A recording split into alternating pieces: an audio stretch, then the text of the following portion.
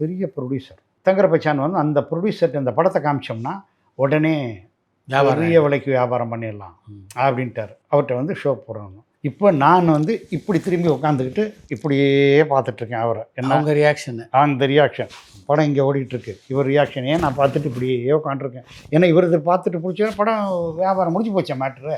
Interval வந்தோன்னே அப்படியே பக்கத்தில் போகிறோம், ஏதாவது சொல்லுவார் அப்படின்ட்டு. படத்தை பற்றி எதுவுமே அவர் பேசலை. சரி நம்மளாம் எதுவும் பேசக்கூடாது அப்படின்னு சொல்லிட்டு நான் தங்கர்பச்சான்ட்ட ஏங்க என்ன ஒன்றும் சொல்ல மாட்டேன், ஏங்க இன்டர்வல்லே பேசுவார், இருங்க படம் முடிஞ்ச பிறகு சொல்லுவார் பேசுவாங்க.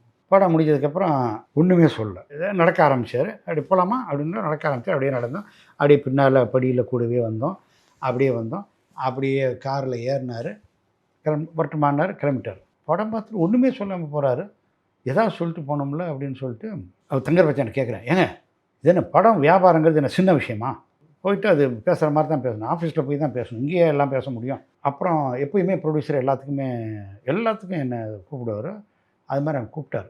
எனக்கு வந்து என்னமோ தெரில, இங்கே இந்த ஒரு பாடி லாங்குவேஜ் எனக்கு வந்து சரியாக செட் ஆகலை. அதனால் நான் வரலன்ட்டேன். அதனால் அவங்க மட்டும் தான் போனாங்க. போயிட்டு வந்தோன்னே இல்லை ஆஃபீஸில் இல்லையா அப்படின்ட்டு. சரி ஓகே. அடுத்த நாள் போகிறாங்க. திரும்பி வந்தோன்னே என்ன ரிசல்ட்னு, ஆஃபீஸில் இல்லையா. அடுத்த நாள் ஆஃபீஸில் இல்லையா. இப்படி ஒரு வாரம் போச்சு. ஒரு வாரமாக ஆஃபீஸ் போயிட்டு வராங்க ரெண்டு பேரும். அவரை பார்க்க முடியல. ஒரு வாரம் கழித்து ப்ரொடியூசர்கிட்ட கேட்குறாரு, நீங்கள் எந்த ஊர்? கிருஷ்ணகிரி. என்ன தொழில் பண்ணுறீங்க? இந்த மாதிரி மேங்கோ பல்ப் ஃபேக்ட்ரி வச்சுருக்கோம், கிரானைட் ஃபேக்ட்ரி வச்சுருக்கோம். நல்ல தொழில் தானே பண்ணிகிட்டு இருந்தீங்க, அதை விட்டு இதுக்கு வந்தீங்க? சரி படம் பண்ணலான்ட்டு வந்தீங்கல்ல, ஒரு தொழிலில் ஆல்ரெடி இருக்கிறவங்கள்ட்ட வந்து கேட்க வேணாமா? இப்போ நாங்கள்லாம் இருக்கோம்ல, வந்து என்ன ஏது இப்படி பண்ணலாமா?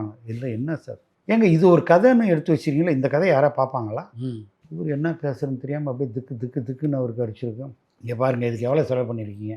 ஒரு அமௌண்ட்டை சொல்கிறார். இதுக்கு மேலே இந்த படத்துக்கு ₹1 நீங்கள் செலவு பண்ணாலும் வேஸ்ட்டு. அப்படியே தூக்கி போட்டு போயிருங்க. ரிலீஸ் எல்லாம் பண்ணாதீங்க. ரிலீஸ் எல்லாம் பண்ணிங்கன்னா ரிலீஸுக்குன்னு பெரிய செலவு இருக்குது. அந்த செலவெல்லாம் பண்ணிங்கன்னா முடிஞ்சதுக்காக.